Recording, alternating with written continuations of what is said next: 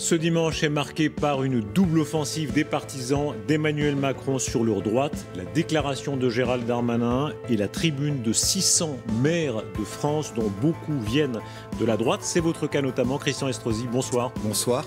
On va parler de cette recomposition, mais d'abord la crise du Covid qui obsède l'actualité encore plus ces dernières heures. Est-ce qu'il faut accélérer le tempo ?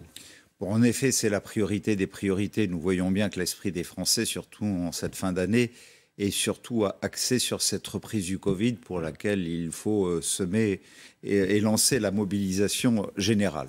Donc aujourd'hui, il faut prendre des mesures efficaces, qui soient rapides, qui soient lisibles et qui soient agiles en même temps. Exemple, on a entendu le professeur Berge sur ce plateau qui disait « Allons-y, la troisième vague pour tous ». Toute génération. Est-ce que vous y êtes favorable ? La troisième dose, pardon, oui. Non seulement j'y suis favorable, mais c'est avec satisfaction que je vois là où nous sommes au niveau de vaccination le plus élevé de France chez nous, avec plus 8,5% de la moyenne nationale, que là où il y a encore 3 semaines, les gens n'avaient pas tous conscience, dans les invitations ou les convocations que je lance pour les tranches d'âge correspondantes à venir se faire vacciner avec cette troisième injection, il n'y avait à peu près que 50% de réponses. Nous sommes maintenant à un taux de 70 à 80%.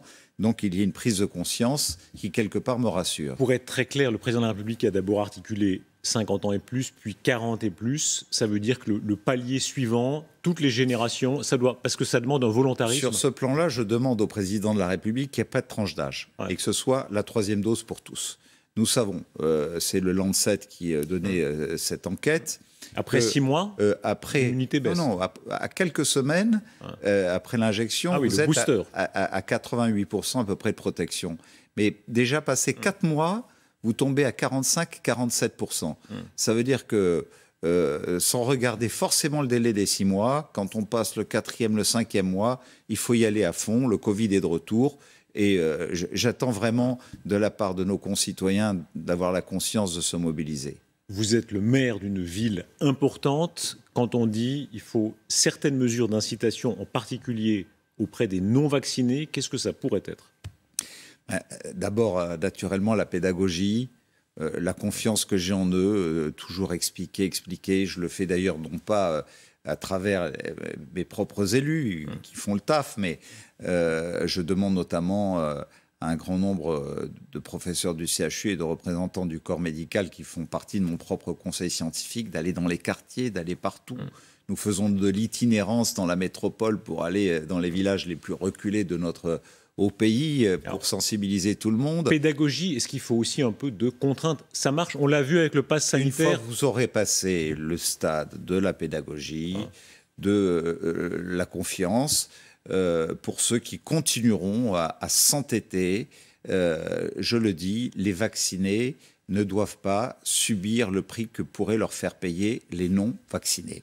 À partir de là... Ce serait injuste. Ce serait totalement injuste qu'ils... D'abord, ils soient menacés en termes de santé par ceux qui ne seraient pas vaccinés, et par ailleurs qu'on remette notre économie sous cloche, l'activité commerciale, la vie culturelle, le vivre ensemble. Ça veut dire, pardon, que des limitations de déplacement comme l'Autriche l'a examiné pour les non-vaccinés, est-ce que ça aurait votre soutien ? Alors, d'abord, l'Autriche, c'est du confinement. Pour les non-vaccinés. Oui, confinement. Est-ce que vous y seriez favorable ? Je demande dans un premier temps des mesures de restriction pour les non-vaccinés. Donc on peut y aller par palier. Et puis naturellement, si la pandémie continue à prendre des proportions importantes et que cette discipline ne s'impose pas, il y aura un stade de plus à franchir, mais c'est trop tôt pour l'évoquer. Des restrictions, c'est quel type de restrictions pour les non-vaccinés ? L'accès à certains commerces, au théâtre, à l'opéra, au cinéma. Voilà, on veut pas, et il faut en accepter les conséquences. Christian Estrosi, vous êtes une des principales signatures pour soutenir Emmanuel Macron dans cette tribune publiée aujourd'hui. Plus de 600 maires, beaucoup proviennent du camp gaulliste ou ex-camp gaulliste, c'est votre cas. Alors vous avez fait du chemin depuis Jacques Chirac, Nicolas Sarkozy, jusqu'à maintenant Emmanuel Macron. Qu'est-ce qui vous a... Il y a eu des paliers. Qu'est-ce qui vous a décidé à franchir ce pas? D'abord, vous me parlez d'ex-camp gaulliste. Toujours gaulliste. Non, mais il n'y a pas de camp gaulliste. Hein. De Gaulle n'appartient à personne. Ah. Bon, je me suis toujours reconnu dans cette certaine idée de la France du général de Gaulle. Je n'ai pas changé, je suis le même depuis le premier jour où je me suis engagé dans ma vie publique. Et même avant, lorsque j'étais un acteur de la société civile et un sportif de haut niveau. Bien, puisqu'on me qualifiait comme tel à l'époque. Donc aujourd'hui, je n'ai changé en rien dans mes convictions. Pardon. Quand même, ça ne rajeunira pas ceux qui nous écoutent. D'avoir appartenu au RPR. Vous êtes parti de Jacques Médecin, c'était pas un gauchiste, Jacques Médecin, hein, jusqu'à arriver à... Tout le monde a le droit de changer, mais quel est le chemin? Pourquoi? Je vous rappelle que Jacques Médecin, lorsqu'en 83... il m'a sollicité pour être membre de sa liste alors que je portais les couleurs de mon pays sur tous les circuits du monde et que j'avais la fierté d'y faire sonner quelquefois la Marseillaise. C'était un vrai homme de droite, quoi. C'était le candidat de Jacques Chirac, il était RPR, et que, étant moi-même un des soutiens de Jacques Chirac, avec Alain Mimoun, avec Kiki Caron, avec Guy Drut et avec quelques autres sportifs de haut niveau, c'est au titre de ce quota que la famille gaulliste, j'ai participé à cette liste. Est-ce que vous êtes encore un homme de droite? Naturellement que je suis un homme de droite, mais à condition qu'on essaie de comprendre ce que peut être la droite ou la gauche.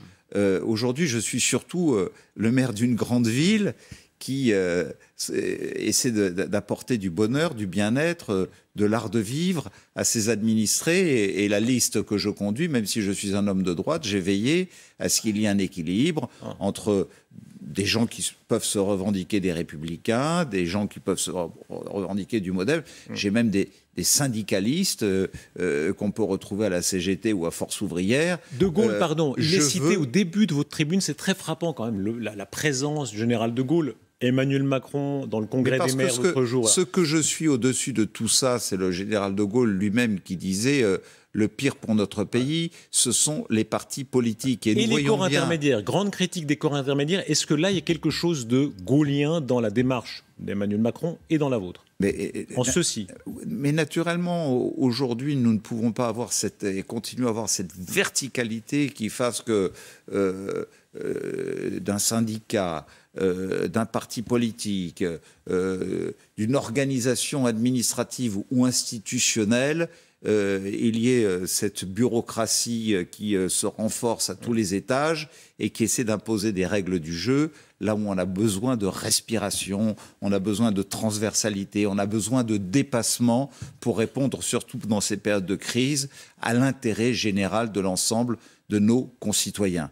Voilà pourquoi, si on veut de la justice, de l'égalité et de la compétitivité, c'est tout ça qu'il faut rassembler. Certains disaient qu'Emmanuel Macron est un extrême centriste, parler de la nostalgie du radical-socialisme en d'autres temps. Il y a un nouveau centre qui est en train de naître. Non, c'est pas un nouveau centre. Je pense qu'Emmanuel Macron est un pragmatique et qui a, au fond, beaucoup de gaullisme en lui, quelque part. C'est l'intérêt général du pays. Vous savez, il faut, pour moi, 3 critères pour prétendre être président de la République. Avoir une vision. Il en a une. Et nous le voyons bien avec le plan sur l'industrie France 2030, où tout ce que j'ai défendu lorsque j'étais ministre de l'Industrie en pleine crise industrielle, au fond, est contenu là-dedans, notamment dans le domaine de l'énergie et du retour du nucléaire civil, là où les socialistes ont complètement tué notre industrie dans ce domaine. Vous êtes là très actif sur le nucléaire civil, comme Fabien Roussel, dans un autre genre, vous dites là, il faut y aller plein pot. Oui, parce qu'au fond, voyez, dire que, comme Fabien Roussel, je défends d'abord la valeur travail. Vous savez, un pays sans usine, c'est un pays sans emploi, c'est un pays sans avenir. Donc, lorsque j'étais ministre de l'Industrie et que je découvrais que 80% des polytechniciens qui dépendaient de ma délégation se tournaient vers la finance plutôt que vers les métiers d'ingénieur, ça me rendait dingue. Et je suis allé leur expliquer que la force, la puissance d'un pays, c'était au contraire se tourner vers l'industrie. Et j'avais fait un peu bouger les lignes. Ministre, combien de fois vous avez été ministre? 3 fois. 3 fois. Est-ce que vous pouvez être ministre d'Emmanuel Macron? Aujourd'hui, je ne le revendique en aucun cas. Pas que vous le demandez, mais est-ce que vous pouvez l'être? Est-ce que vous pourrez l'être? Non, mais naturellement que je pourrais au conditionnel l'être, mais que ou au futur. Je ne le souhaite en aucun cas. Pourquoi? Parce que je pense qu'on peut apporter à son pays, apporter à la réflexion d'un président, à un gouvernement, autre chose, surtout avec l'expérience territoriale. Et aujourd'hui, les parts de croissance que j'apporte à mon territoire, grâce notamment aux mesures en faveur des territoires qu'a pris le président tout au long de son quinquennat, sans doute apportent beaucoup plus à notre pays que ce que je pourrais apporter dans un gouvernement. Voilà pourquoi ça n'est pas mon choix. Au-delà de la tactique politique, question de philosophie politique, on voit à quel point tout se recompose. L'attitude des LR à l'égard d'Éric Zemmour, est-ce que selon vous, il y a une faute? Mais je pense que tout ce qui s'inscrit dans une forme de surenchère à la radicalité ne peut que bénéficier aux extrêmes. Donc à Zemmour, à Le Pen et à d'autres qui peuvent se reconnaître de ce côté-là. Mais le moment venu, on va choisir qui a la vision, qui a la capacité à administrer, qui a la capacité à représenter notre pays sur la place internationale. Bien entendu, mais quand un Éric Ciotti dit au deuxième tour, si c'est Macron-Zemmour, je choisis Zemmour, comment vous qualifiez cela? Mais les Français n'écouteront même pas. Non, mais votre avis à vous, c'est pas. Si, c'est un sujet moral. Vous, qu'est-ce que vous en pensez? Mais qu'on ne peut pas prétendre être un homme d'État et représenter cette formation politique qui, que je le veuille ou non, dans mon cœur, j'ai tant de blessures d'avoir dû la quitter parce que petit à petit, elle s'est écartée de la voie tracée par Jacques Chirac, par Nicolas Sarkozy, par Alain Juppé. À quel moment exactement, d'après vous? S'il y a trahison, il y a eu, c'est à quel moment exactement? Mais naturellement, au lendemain de la grande primaire devant les Français de 2016 et toute la campagne de 2017 où on a vu que petit à petit, on s'éloignait des fondamentaux. La campagne Fillon. J'aurais souhaité qu'au soir de la victoire d'Emmanuel Macron, vous vous rendez compte qu'il est quand même allé choisir ses deux premiers ministres dans notre formation politique, son ministre de l'Intérieur, son ministre de l'Économie et de l'Industrie, de grandes personnalités qui ont été formées à cette école et qui continuent à porter cette filiation intellectuelle, morale et politique dans laquelle je me reconnais. On a au fond le même statut politique. Aujourd'hui, je suis très proche d'Édouard Philippe, naturellement, parce que je me reconnais dans cet héritage-là que nous mettons aussi au service de la campagne d'Emmanuel Macron. Éric Zemmour retourne notre argument. Il dit la vraie droite, c'est moi. Hier encore. Hier, il disait moi, je ferai ce que Nicolas Sarkozy n'a pas fait. Mais ça veut dire quoi, la vraie droite? Non, mais qu'est-ce quand il dit ça? Quand il dit je ferai ce que Nicolas Sarkozy n'a pas fait, quel sens vous attribuez à ça? Ce sont des mots. Vous me parlez de vraie droite, ce sont des mots. Pour moi, la vraie droite, encore une fois, c'est celle qui donne de la compétitivité à un pays, c'est celle qui va à la conquête du monde, c'est celle qui va, en accompagnant son industrie, conquérir des marchés que nous avons perdus à cause de délocalisation trop brutale. C'est tout simplement la France de Pompidou, de Giscard, qui a fait de nous la première puissance dans le domaine aéronautique, dans le domaine aérospatial, dans le domaine des trains grande vitesse, dans le domaine de notre indépendance énergétique avec le nucléaire civil. C'est ça, au fond, dans lequel la vraie droite devrait se reconnaître et qui peut demain nous permettre à notre pays de redevenir une grande puissance internationale. Christian Estrosi, il y a une aile gauche de la République En Marche et du président de la République, il y a une aile droite. Qu'est-ce que la droite peut obtenir? Où est-ce qu'elle peut le capter? Je vous le disais, par exemple, en politique étrangère, vous marquiez une certaine différence, vous disiez une forme de rééquilibrage à l'égard de la Russie. Je regrette que les débats avec l'OTAN sur l'Ukraine aient amené le président Hollande à ne pas livrer ces fameuses frégates à la Russie qui pourtant avaient été commandées par Vladimir Poutine à la France. Ne pas aller aux commémorations de la guerre aussi, n'est-ce pas? Ça a beaucoup frappé. J'étais ministre de l'Industrie. On s'est tourné vers nous alors que nos chantiers navals étaient fermés. Nous n'avions plus rien sur nos bons de commande. C'est un geste extrêmement amical à l'égard de la France. Le général de Gaulle lui-même disait, vous savez, nous serons puissants le jour où nous aurons construit une grande Europe des nations qui ira de l'Atlantique à l'Oural. Aujourd'hui, je veux continuer à croire que c'est possible. N'envoyons surtout pas le président russe se tourner vers la Chine et vers l'Asie. Donc on peut être un peu moins atlantiste entre les États-Unis et la Russie. Tourné vers l'Atlantique, c'est ça. Donc je pense que la présidence européenne de la France, à partir du 1er janvier, que va exercer le président Emmanuel Macron, peut être aussi un rendez-vous qui, tout doucement, naturellement, il faudra du temps, par petites doses diplomatiques, nous permettent de retisser des liens qui se sont distendus malheureusement sous le mandat de François Hollande. Est-ce que ça va jusqu'à sortir du commandement intégré de l'OTAN qui, selon beaucoup, serait un geste gaulien? Mais j'ai toujours été plutôt favorable à ça pour que nous restions assez indépendants dans ce domaine. Lorsque vous voyez que la Grande-Bretagne nous a lâchés tout simplement avec le Brexit, après que nous ayons franchi le pas contraire d'aller vers l'OTAN. Et les sous-marins. Et nous voyons bien qu'aujourd'hui, nous sommes otages des États-Unis. C'est le cas des sous-marins avec l'Australie. Que nous sommes aujourd'hui, alors que nous sommes encore une puissance industrielle en termes d'armement militaire, qui a des parts de marché importantes à conquérir sur la planète, je pense que nous devons quelque part préserver une part de notre indépendance et proposer un nouveau modèle à nos partenaires européens, notamment l'Allemagne, pour avoir plutôt d'accord avec ça, sortir du commandement intégré de l'OTAN. Notre propre système de défense. Oui, en sortir, mais en même temps amener, puisqu'au fond... On est dedans ou dehors, là, il faut choisir quand même. Mais vous savez, il y a plusieurs étapes. Il faut convaincre nos partenaires européens, au moins les plus importants. Je pense à l'Allemagne, je pense à l'Italie, je pense à l'Espagne, maintenant que la Grande-Bretagne, de toute façon, nous le savons, a une politique atlantiste et qu'elle ne nous rejoindra pas sur ce terrain. Donc, et puis, après avoir franchi cette étape qui nous permettra d'avoir une forme de capacité à discuter avec les Américains, à discuter avec la Russie, à discuter avec la Chine, je souhaite que nous puissions parler à tout le monde, mais plus on est fort soi-même, et plus on est en mesure d'être entendu et de pouvoir peser. Moins on est fort soi-même, et moins nous ne sommes respectés naturellement. Christian Estrosi, ce qui se passe ces dernières heures est quand même très frappant. Gérald Darmanin, ces 600 maires, dont beaucoup sont des maires de droite, il y a un mot qui est revenu à la mode, le mot bourgeois. Il avait disparu un peu du vocabulaire politique. Et il y a chez les oppositions à Emmanuel Macron cette musique disant voilà, c'est la nouvelle bourgeoisie. Qu'est-ce que vous répondez à cette objection? Simplement par un immense sourire.